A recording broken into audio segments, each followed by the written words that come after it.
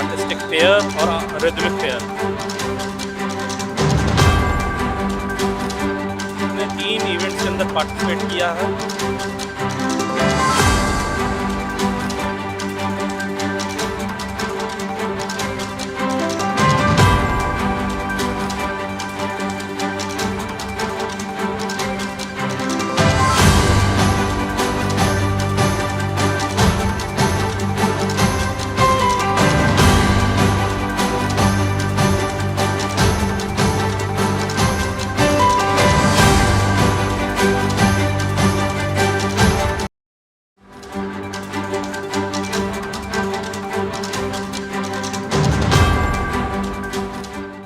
नमस्कार दोस्तों, मैं हरपाल सिंह फ्लोरा और आप देख रहे हैं खेलो इंडिया न्यूज़। हम इस समय मौजूद हैं त्यागराज स्टेडियम दिल्ली में, जहां पे ऑल इंडिया सर्विसेज के टूर्नामेंट हो रहे हैं और हमारे साथ इस समय मौजूद हैं योगेश पाल सिंह, जो डिप्टी डायरेक्टर एजुकेशन स्पोर्ट्स हैं।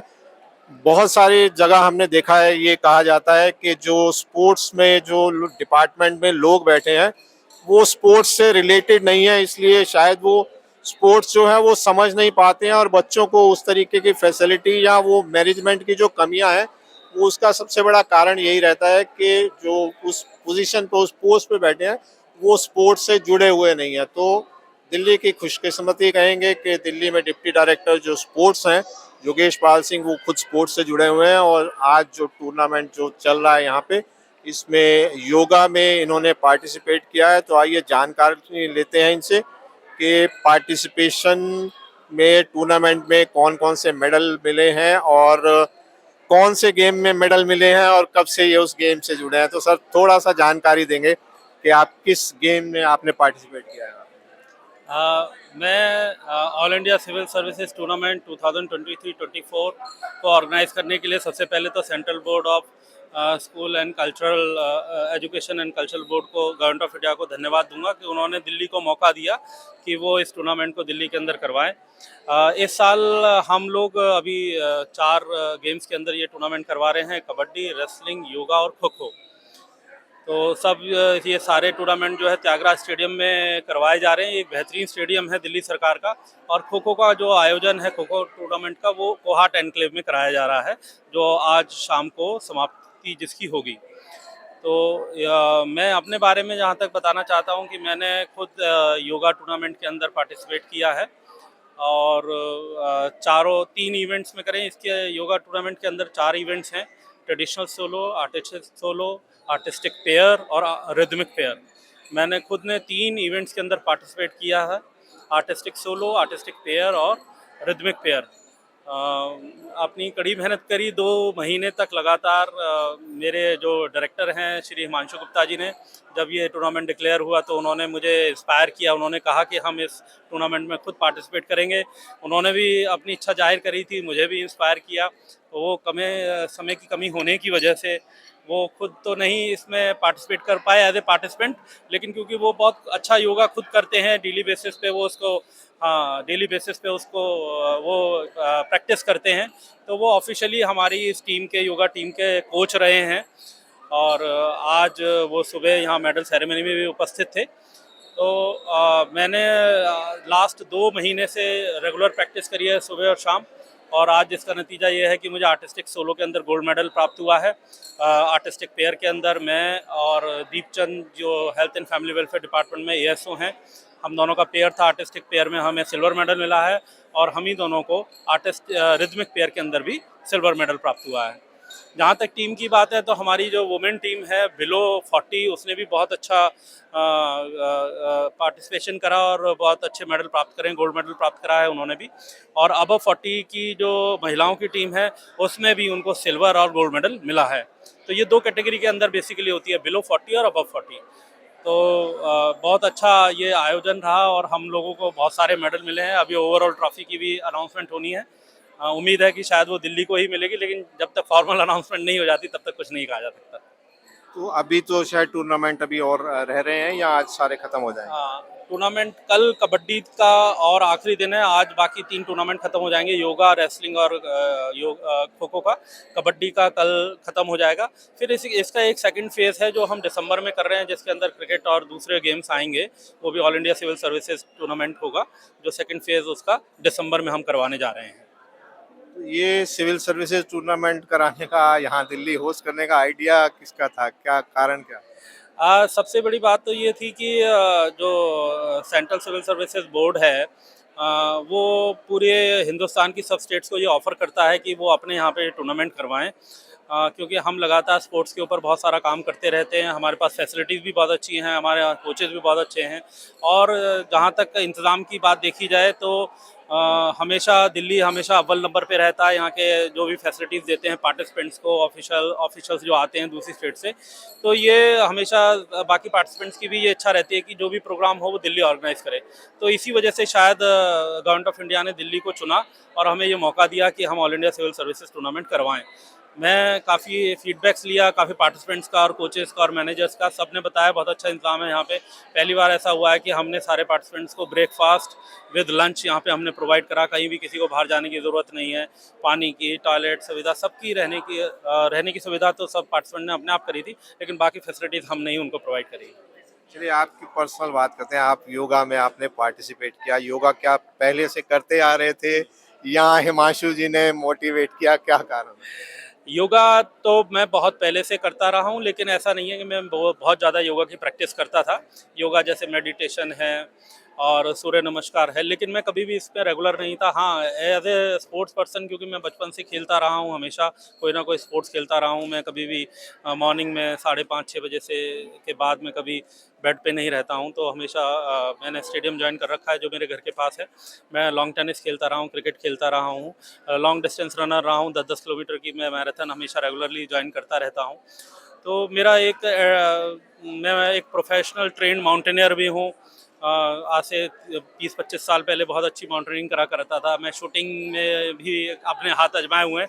तो ओवरऑल मेरा हर गेम के अंदर मेरा इंटरेस्ट रहता था। लेकिन इस बार जब योगा टूर्नामेंट के बारे में जिक्र हुआ, तो ये बात बिल्कुल सही है कि इस बार मुझे इंस्पायर करा, तो मेरे डायरेक्टर हिमांशु गुप्ता जी ने इंस्पायर करा कि इस बार हम दोनों पार्टिसिपेट करेंगे। वो समय कम होने की वजह से इसमें एज ए प्लेयर नहीं आ पाए, लेकिन हाँ, ऑफिशियली वो हमारे कोच हैं इस टीम में। उन्होंने सबका बहुत मोटिवेशन किया, पूरी टीम का। सारे बच्चे खुश हैं। उन्होंने बहुत बढ़ चढ़ कर इसमें सारी फैसिलिटीज़ देना, हमारे अप्रूवल्स लेना, उन्होंने ये सारा टूर्नामेंट जो भी कराया, वो आफ्टर मतलब सारा उनके एफर्ट्स की वजह से इतना सुंदर टूर्नामेंट हो रहा है। तो आप इतने स्पोर्ट्स में ऑलरेडी इन्वॉल्व हैं, उसका कोई एडवांटेज मिला जब आप स्पोर्ट्स डिपार्टमेंट आपको दिया गया था? जी, स्पोर्ट्स डिपार्टमेंट मुझे फरवरी 2023 में दिया गया। एक आउटलुक होता है किसी भी स्पोर्ट्स पर्सन का, वो एक डिफरेंट होता है purely administrative point of view से जब सोचा जाता है। स्पोर्ट्स का फील्ड ऐसा है कि उसमें आप खाली हर चीज़ की बॉर्डर लाइन नहीं खींच सकते। वहाँ कहीं ना कहीं आपको फ्लेक्सिबिलिटी चाहिए होती है। आपको जो भी फैसिलिटी या किसी भी पॉलिसी को बनाना है या किसी भी मैटर को रिजॉल्व करना है या उसको बारे में प्लान करना है, तो as a sports person point of view से आपको सोचना पड़ेगा उन चीज़ों के लिए। इसके अंदर आपको एक पैशन होना चाहिए कि मुझे स्पोर्ट्स पर्सन, अपने कोचेज़ हैं, उनकी क्या क्या दिक्कतें हैं, हमारे को उनको क्या क्या चीज़ें हमें प्रोवाइड करनी चाहिए, उनकी कमियां भी हमें पता होनी चाहिए कि कहाँ पे हमें वो लूप होल्स प्लग इन करने हैं, कहाँ पे हमें टाइटनेस लानी है, कहाँ हमें स्ट्रिक्टनेस सिखानी है, कहाँ कोचेज़ गलतियाँ करते हैं, कहाँ प्लेयर्स गलतियाँ करते हैं। तो वो जो उनकी नेगेटिव साइड है वो भी हमें पता होनी चाहिए। वो तभी पता होगी जब आप खुद स्पोर्ट्स के अंदर इन्वॉल्व होंगे। जो इन्वॉल्व नहीं है तो उन्हें शायद इस चीज़ का ज्ञान नहीं होगा कि कहाँ कहाँ कमियाँ हैं। अच्छाइयाँ तो पता लग जाती हैं पढ़ के, लेकिन कमियाँ वहीं पता लगती है जब आप खुद इन्वॉल्व होते हैं। तो ये शायद मुझे एक एडवांटेज रहा, क्योंकि मैं हमेशा स्पोर्ट्स खेलता रहा हूँ, तो मुझे दोनों तरीके की चीज़ों की नॉलेज रही। तो कोशिश कर रहा हूँ कि जो भी बेहतर मैं स्पोर्ट्स ब्रांच के अंदर कर सकता हूँ, डायरेक्टर ऑफ एजुकेशन और दिल्ली सरकार के लिए, वो मैं करता रहता हूँ। वो देखा गया है कि जो प्लेयर हैं वो अच्छे, जो हैं वो एडमिनिस्ट्रेटर हों स्पोर्ट्स में, वो ज़रूरी नहीं है। लेकिन आपके केस में हम देख रहे हैं पिछले कुछ टाइम से कि दिल्ली में हो रहा है। लेकिन अभी जो टीम अभी नेशनल गेम्स जा रही है, क्या एक्सपेक्ट कर रहे हैं मेडल्स कुछ? नेशनल गेम्स जो है बेसिकली तो वैसे फेडरेशन एसोसिएशन अपने लेवल पे ट्रायल लेके सारे खिलाड़ियों को भेजती है। इस बार नेशनल गेम्स गोवा में होने जा रहे हैं, तो जिसका उद्घाटन प्राइम मिनिस्टर साहब करेंगे। लेकिन मैं इसमें ये बताना चाहता हूँ कि दिल्ली सरकार का बहुत बड़ा रोल रहा है और हम लोग चाहते हैं कि दिल्ली का मैक्सिमम पार्टिसिपेशन रहे और वहाँ पे रिजल्ट भी अच्छा है, मैक्सिमम मेडल्स जो हैं दिल्ली के खिलाड़ियों को मिलें और हम उन खिलाड़ियों को सारी स्पोर्ट्स फैसिलिटीज़ देते हैं। जितने भी हमारे स्टेडियम्स हैं, कॉम्प्लेक्सेस हैं और हमारे स्पोर्ट्स सेंटर्स हैं, वहाँ पे ये खिलाड़ी जो हैं बेसिकली चाहे वो हमारे डिपार्टमेंट से ना हो लेकिन हैं वो दिल्ली के ही खिलाड़ी, चाहे किसी भी फील्ड में हो, तो उसका सारा रिस्पॉन्सिबिलिटी वो दिल्ली सरकार की है और हम उनको चाहते हैं कि वो हर जगह जो भी हमारे स्पोर्ट्स सेंटर हैं वहाँ अच्छी सी ट्रेनिंग लें। हमने बेस्ट कोचेज़ वहाँ लगा रखे हैं। कुछ स्पोर्ट्स पर्सन अपनी प्राइवेट कोचिंग भी करते हैं, उनको भी हम उत्साहित करते हैं कि जहाँ पे फैसिलिटीज़ ज़्यादा अच्छी नहीं है तो वहाँ प्राइवेट कोचिंग लें। तो हम चाहते हैं कि सारे खिलाड़ी दिल्ली के जितने भी हैं, चाहे बेशक वो डिपार्टमेंट के साथ जुड़े हुए हैं या नहीं जुड़े हुए हैं, but they are citizen of Delhi and they are our people. तो हम चाहते हैं कि वो मैक्सिमम से मैक्सिमम मेडल नेशनल गेम्स में लेकर आएँ और दिल्ली का नाम रोशन करें। तो दिल्ली सरकार जितना भी सपोर्ट कर सकती है, अभी दिल्ली ओलंपिक एसोसिएशन के साथ भी बात चल रही है, जो भी हमारा सपोर्ट होगा दिल्ली सरकार का वो हम जरूर करेंगे उनके साथ। एशियन गेम्स में 10 मेडल आए हैं, उन बच्चों के लिए कुछ कर रहे हैं? एशियन गेम्स में जो बच्चों के मेडल आए हैं उनके लिए हमारे सीएम साहब पहले ही अनाउंस कर चुके हैं काफ़ी चीज़ें और हमारी कुछ स्कीम्स हैं, फाइनेंशियल असिस्टेंट स्कीम्स हैं, उनके तहत हम उनको जरूर फाइनेंशियल असिस्टेंट देंगे। जैसे कैश इंसेंटिव है, मिशन एक्सीलेंस है, प्लान प्रोग्रेस, ये स्कीम्स हैं फाइनेंशियल असिस्टेंट देने के लिए। जो एशियन गेम्स में मेडलिस्ट होते हैं उनको ज़रूर उसका पूरा भरपूर फ़ायदा दिया जाएगा और हम कोशिश करेंगे उन्हें जल्दी से जल्दी ये सारी फाइनेंशियल असिस्टेंस दें। एसजीएफआई नेशनल आ रहे हैं, दिल्ली कितने गेम करवा रहा है इस बार? क्योंकि हर बार देखा गया है, पिछली बार तो शायद दिल्ली और मध्य प्रदेश 2 स्टेट में ही सारे टूर्नामेंट हुए। इस साल जो है दिल्ली कितने टूर्नामेंट करवाने वाला है? बिल्कुल आप सही कह रहे हैं कि हर बार दिल्ली के ऊपर बहुत ज़्यादा जोर रहता है एसजीएफआई गेम्स का भी, क्योंकि यहाँ की फैसिलिटीज़ बहुत बेहतरीन है और हम लोग बहुत अच्छा इंतजाम करके चलते हैं। इस बार पिछली बार की तरह ही 13 गेम्स हमको मिले हैं, लेकिन ये डिफरेंट कैटेगरीज में हैं। इस बार अंडर 14, अंडर 17, अंडर 19 तीनों कैटेगरीज में हमें ये गेम्स मिले हैं। तो पिछली बार अंडर 19 ही गेम्स हुए थे, नेशनल स्कूल गेम्स जो हुए थे। तो इस बार जो नंबर ऑफ पार्टिसिपेंट्स है वो भी लगभग 12,000 के करीब आने की उम्मीद है। पिछली बार 7-8 हज़ार ही पार्टिसिपेंट्स थे। हम कोशिश ये कर रहे हैं कि इस बार हम बच्चों को फैसिलिटीज़ पिछली बार से बहुत बेहतरीन दें। पिछली बार हमने स्कूल्स में उनको रुकवाया था, लेकिन इस बार हम कोशिश कर रहे हैं कि हमने टेंडर भी किया है कि हम होटल्स के अंदर, अच्छे होटल्स के अंदर उनको स्टे करवाएं, उनके खाने पीने की सुविधा भी वहीं होटल्स में रहे और जो हमारी बेस्ट स्पोर्ट्स फैसिलिटीज़ हैं उनको और अच्छा डेवलप करके इस बार नेशनल स्कूल गेम्स के अंदर और हम 4 चांद लगाना चाहेंगे। पूरी मेहनत है, हम बिल्कुल टॉप गियर में उसमें काम कर रहे हैं। हम जितने भी स्टेडियम्स हैं जो और रेनोवेशन वर्क चल रहा है उसको हाई स्पीड पे कर रहे हैं और हमने बिड लगाया हुआ है कि हम नवंबर के फाइनल वीक में, लास्ट वीक ऑफ नवंबर या 3rd वीक ऑफ नवंबर में नेशनल स्कूल गेम्स की हम डेट डिक्लेयर करेंगे और वो करवाएंगे जरूर। और सारे गेम्स इकट्ठे करवाने वाले हैं?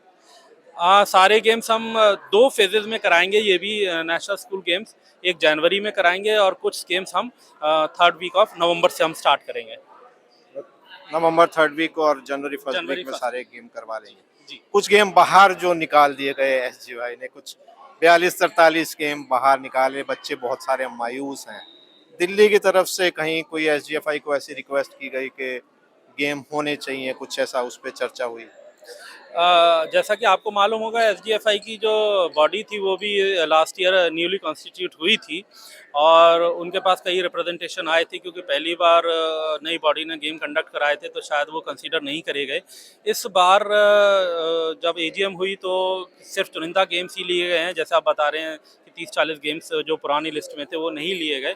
इस बार भी अभी तक तो वो निर्णय क्योंकि लेना एसजीएफआई को ही है, लेकिन हमारी तरफ अगर कोई रिक्वेस्ट ऐसी गेम बॉडी करेगी, कोई एसोसिएशन करेगी, तो हम जाहिर सी बात है अपने बच्चों के लिए हम ज़रूर एसजीएफआई को लिखेंगे कि वो गेम्स जरूर नेशनल स्कूल गेम्स के अंदर इंक्लूड करें ताकि हमारे बच्चों को उसका फ़ायदा मिले।